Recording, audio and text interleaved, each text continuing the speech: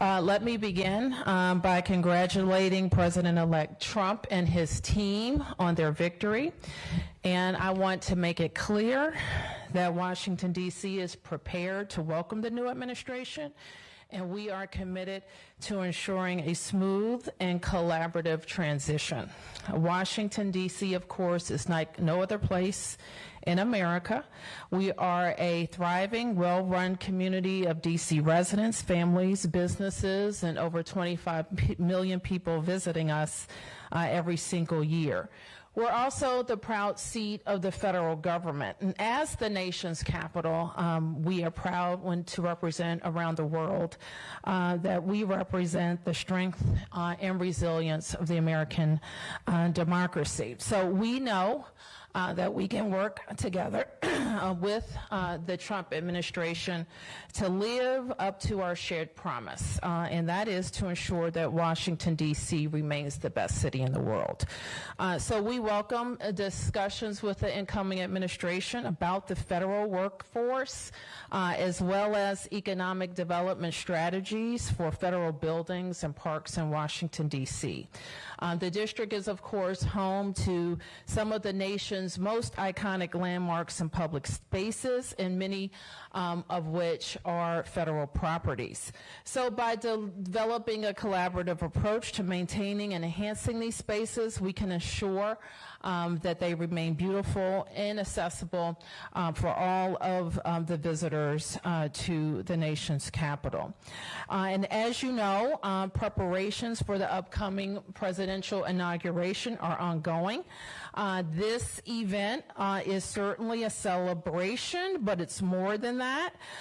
It represents the peaceful transfer of power and which is a cornerstone of our democratic republic. So we are proud to host such an event and work with the United States Secret Service and federal partners, and we welcome our fellow Americans to come to Washington, D.C. at that time. So let me end by saying this: we will always do a fight for what's in the best interest of Washington. I've worked with 3 presidents, including President-elect Trump, and congressional leaders of both parties to advance the priorities of the district, and with a special focus on infrastructure, housing affordability, downtown revitalization, and our self-determination. And driven by our values, we will continue to pursue such an approach. Our city and our region are strong, resilient, and dedicated to a future filled with opportunity and growth. And so with this partnership with the new administration, we will continue to uphold our vision for our city. We have communicated with the incoming administration regarding the inaugural preparation, and we expect that planning to continue over the next, I guess, 60 days. I don't really know how many days now. Okay, a lot, not that many days. So we look forward to those continued conversations. And so with that, I will take a few questions. Yes.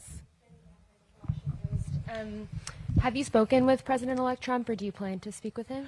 As I said just now, we have communicated with his team and have indicated that we would like to speak. Should I just keep asking questions, or do we want to? Okay. Which specific issues do you think you could find common ground on, or the issues where you're specifically seeking his cooperation? Well, I think we should all be focused on like the quick areas that aren't new to my discussions with the federal government. How we can make sure that our federal workforce is back to work is one big thing, and we would certainly share our thoughts about that. But more than that, I think we have opportunities, as we have been discussing for the better part of this year, of how we make better use of underutilized properties, especially the ones in the federal portfolio. Yes. Mayor, Rebecca with 7 News. Can you talk about, has DC at this point made any formal requests for assistance from other states with the National Guard? There have been several states that have come forward to say, should you need help, they're ready to help. I'm going to let me ask the chief to talk about that. Thank you for the question. What I will say is that, we've been in the planning process for the inauguration since the midsummer. We've reached out to several police agencies across the United States of America, and the majority of them have been very, very intentional about supporting us during the inauguration. As I've stated before, we hope we could get to 4,000 police officers to assist us in this process. We are close to that number.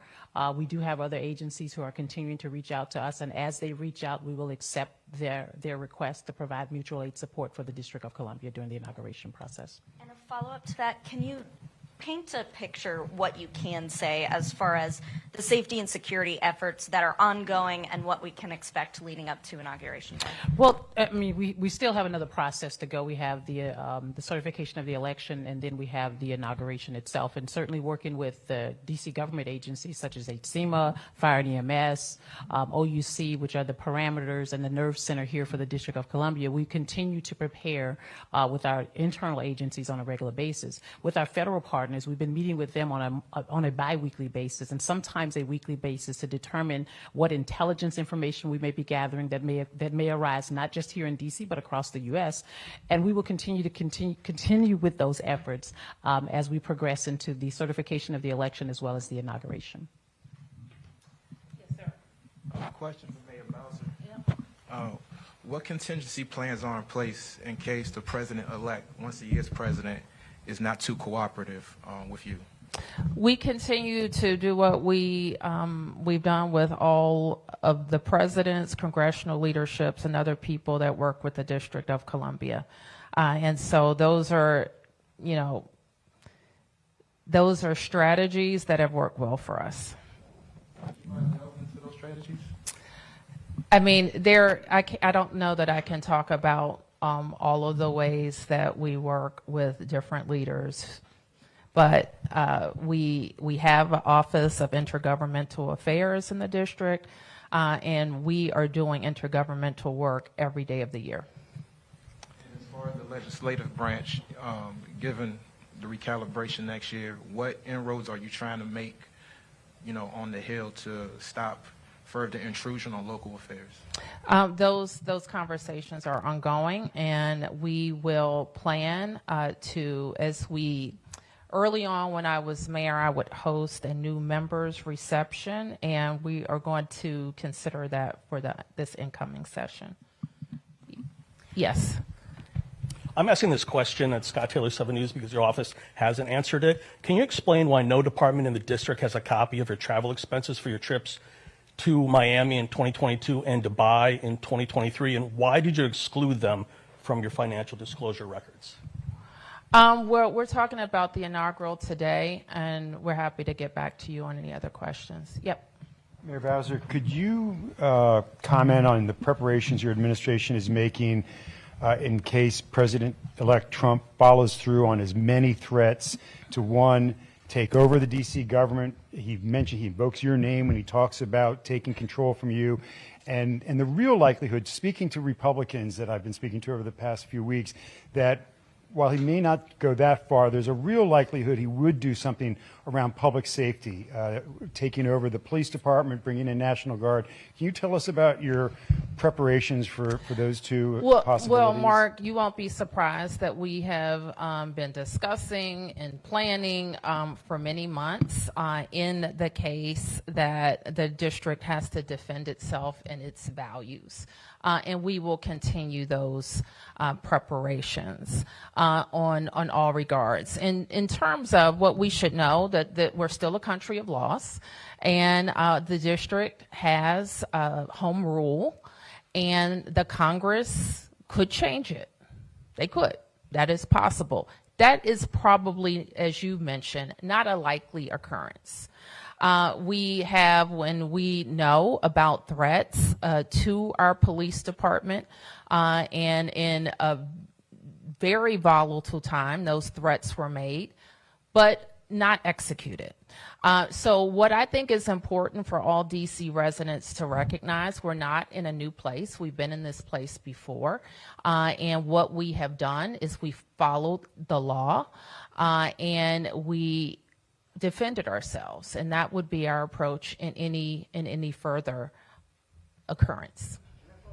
Sure. What does that look like? Is it the Attorney General who would represent, if for instance, if the administration wanted to do something that you were opposed to and that you thought perhaps you could block in court, is it the Attorney General who would then represent the district in that matter? And the Attorney General is the chief legal officer for the district, yes. Have you had those conversations? Of course. With his, so what would that look like? I can't speak specifically. What would it look like for us to defend ourselves in court? Well, I mean, would you? Yeah, that's what it would look like. So are you prepared to go to court and to take the Trump administration to court? Listen, Mark, first of all, I know it is a tendency of most to think of and jump to the worst case scenarios. And certainly it's my job as mayor to plan and think about the worst case scenarios. But there are a lot of things that would make that not a good idea. And so, as I mentioned, we're a nation of laws, and we will defend ourselves according to the law. Can I ask about immigration? Another cornerstone of his campaign was mass deportations. And certainly it would seem that given the power that the president has, the unique power the president has in Washington, D.C., that he could begin those mass deportations here in Washington, D.C. Are you prepared to cooperate with that or to fight that? What are you preparing for as far as that possibility playing out here in D.C.? Well, the president enforces our immigration policies, not mayors, not governors. And that's nothing new. And so I think that we know what his stance is. The nation knows what his stance is, and he was elected to execute on his platform, I assume, in that regard. So we don't know what it's going to look like. I've heard just like all of you from the person that he's going to put in charge, and I think we should expect. I mean, we don't know where it's going to start. I'm not sure it matters where it starts, but people who are not documented, I think, are vulnerable. This is what I'll say, because while we don't have control over how a president enforces immigration policies, we should advocate for our residents who have lived here for many years, and we should advocate for the president and the Congress to establish immigration reforms that allow people to come into the country legally, or more importantly for us, many people in our city came here with TPS protection, and we think that they should have a pathway to citizenship. Yep. Yes, Randy Bass with DC News Now. Question for Chief Smith, please. Quite a few events and demonstrations planned between now and the inauguration, not just January 6th. There are quite a few other things. Can you speak to the strain and burnout, if any, that this may place on the police department in the next, 60, 70 days, that we've got quite a bit going on here? Anything, to speak to that? Well, currently we're tracking, I think, 4 major, if you want to call major events with respect to First Amendment activity. As you know, this is nothing new to the Metropolitan Police Department. We handle large protests and demonstrations, not just coming on the heels of a January 6th certification of the election and inauguration, but we do this year round. And when you talk about burnout of our police officers, I will say that our police department is very resilient. This has been one year where we have maintained the opportunity to allow our officers to have leave, annual leave, whatever type of leave they'd like to take during the down periods. We signed up for this job. We understand what the risks are and what's associated with this. And as with any other protest and demonstration, we'll be prepared to address what comes with that. This might be a question for the chief or mayor, either one. Do you know at this point how many people roughly you're expecting on Inauguration Day? We will continue to monitor it. How we typically have an idea is looking at lodging, and as we get closer, we'll monitor the lodging reservations. Some other indicators are buses or things like that. So it may be a little too soon to estimate that.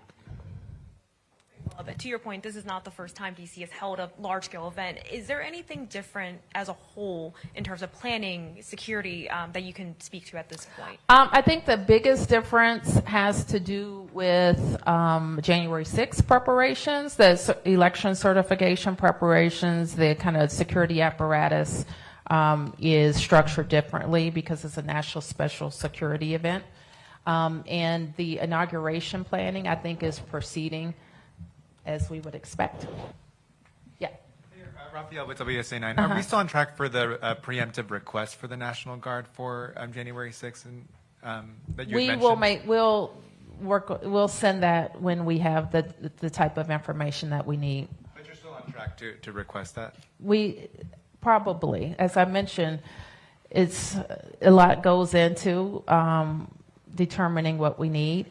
And the Secret Service National Special Security apparatus is actually how we send up a request. Just a follow-up. You've mentioned, obviously, you've been through a Trump administration. The district has been through a Trump administration. Your message to those who are concerned that, with less guardrails now, that D.C. would lose their autonomy. We're hearing from, people who live here that are saying, we're here. We want DC to be respected. Just your message to them over their concerns. I think that I've tried to address that already, but I'll say it again. And I mean this sincerely. In some ways, who the president is and who the leaders are, we make the same plans. Okay. And a lot of people that are coming into office, we actually have to tell them about ourselves. And that's part of the reason why we have new member orientations. So we tell them we're a city, we take care of ourselves, we raise and spend our own money. We're a Rail One city, over 20 years of balanced budgets, AAA bond rating, improving schools. We tell them who we are. And we largely tell them, this is what you can do. And as federal government, this is what we need from you. And this is the conversation we'll have hopefully very soon. We need partners that help return the vibrancy of downtown Washington and what I like to call, my staff doesn't like it when I say this, but the majesty of the federal government. Our city was built to demonstrate the beauty of a bureaucracy. Wide avenues, big, beautiful buildings, and a federal workforce that's focused on delivering for the American people. So that I'll get to you in a second. So that is what we tell people. So the partnership that we need is to bring that vibrancy back to our town. So while we know that the administration is focused on making the federal government more efficient, like we're for that. But we also want to talk about how we have the infrastructure here for a productive workforce, and that's important. We also want to talk about some joint ideas that we, from my DMPED office, have already floated out to the marketplace of the federal buildings that are underutilized that could bring more visitors, more shoppers, more residents to the downtown. We want a partnership with them on that, as well as the underutilized parks. So that's what we're going to talk about, and that's what we tell the residents of Washington, D.C., is our city takes care of itself. Okay, who hasn't had a chance? Yep. Pardon me, I came in a bit late, but... A lot late, but okay. Touche. Trump has said he wants to take 100,000 federal jobs and ship them outside of the region. You talked about the majesty. I mean, there is a lot that they bring to the city. I mean, well, how do you deal with that he wants to do that? Well, not all of those jobs are in D.C. proper, and that is a question for the National Capital Region. And again, I think there's a lot that our region offers to attract and retain and have a productive federal workforce. So, we're going to make our pitch. Would you, and again, maybe this was asked, but do you plan to meet with the president-elect, have a sit-down with him, communicate some of those ideas? We will welcome that. Would you go to Mar-a-Lago? Would you welcome him when he comes to the White House? Would you meet before then? We will welcome a meeting, and I'm not sure what form it's going to take. But there's no planning yet for that kind of a thing. Is there planning for a meeting? Well, we've requested one. You request, okay. Okay. One over here. Yep. Nick Iannelli, WTOP. It seems like D.C. hasn't had a normal inauguration for a while. 4 years ago, there was COVID, there was January 6th. How would you describe the differences people will see just in the atmosphere with this inauguration compared to 4 years ago? Well, I think 4 years ago, people couldn't really come to the parade route, so I expect it to be a big difference. That people will be able to come, there will be able to be balls, big parties all over the city, so I expect it to be very different. Yes. Obviously, Trump has made no secret of his desire to cancel the plans to move the FBI out to Greenbelt. How would you respond if he once again reverses those plans? I don't know that I have delved into any particular kind of building or transaction yet. That move has a storied past, probably at least 10 years in the making. So we would have to have some talks about that. Let's do a couple more. Yeah. Who hasn't had a chance? Yes. I'm wondering if you could speak a bit to what's been on your mind this past week, not just as mayor, but as a mother, as a woman, and as a citizen, just on a personal level. What are you feeling? Well, I've been very focused on what we need to do for our city and working with our teams to shore up our preparations and what comes next. And I think that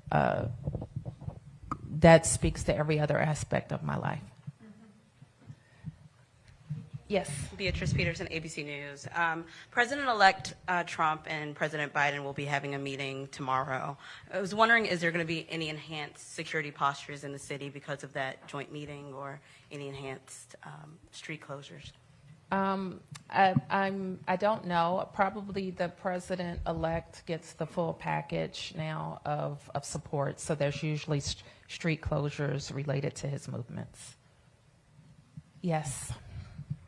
Alyssa D'Souza, an ANC candidate in Navy Yard, last Friday, she said she received a congratulatory call from the executive office of the mayor, and that call was received just as Board of Elections is still counting votes in that election. So I'm just trying to get a sense, and I did get word that that call was made erroneously and preemptively by an employee. Just trying to get a sense of what has been done to rectify that situation, either by, talking to that employee or, making certain plans so that next time that doesn't happen, because it has caused some confusion on social media, at least.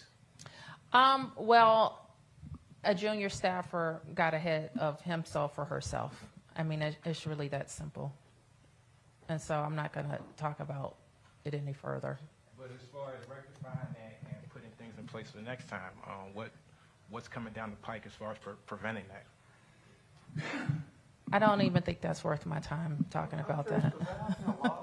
No, I think what we always do, and I'm not really sure why it happens so quickly, but we always congratulate elected officials. And typically it's done when it's certified, but I think somebody just got ahead of themselves. I don't know. I really don't know. I couldn't tell you. It was one of our, well, I'm not even going to say that because I don't want a person attacked for a mistake that was an honest mistake. Okay. Yes, I'm going to take three more. 1, 2, 3. Okay, thank you, Mayor. Quick off topic for a colleague who's covering potential juvenile justice reform in an ongoing DC Council meeting. Do you plan at all to push the council to eliminate the scrubbing of records for adults on up to 25 under the YRA, and to end reduced sentences for below minimums for adults up to 25 under the YRA? I would have to look at the piece of legislation that you're referring to. I'm happy to get back to you on that. Yes. Thank you. What are you doing right now to advocate on the Hill for the RFK bill, and what do you think are its chances of passing before the end of the session? I hope it passes, and we continue to advocate for it. And I can't really be more specific. But as you know, in the spring, I think it came out of the House of Representatives. It's been at the Senate.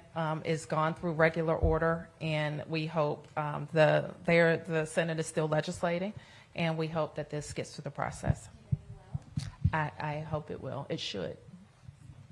Mayor Bowser, you mentioned that you've reached out to the Trump team. Have you heard back? Is that a dialogue, or have you simply reached out and are waiting to hear back? I'm waiting to hear back. And then if the president asked you to pave over Black Lives Matter Plaza, to cover up the language on Black Lives Matter Plaza, would you do that? It's public art, and so I don't want to get in. I'm not going to get into a back and forth with you about a conversation we haven't had yet. All right. Thanks, everybody. Thank you.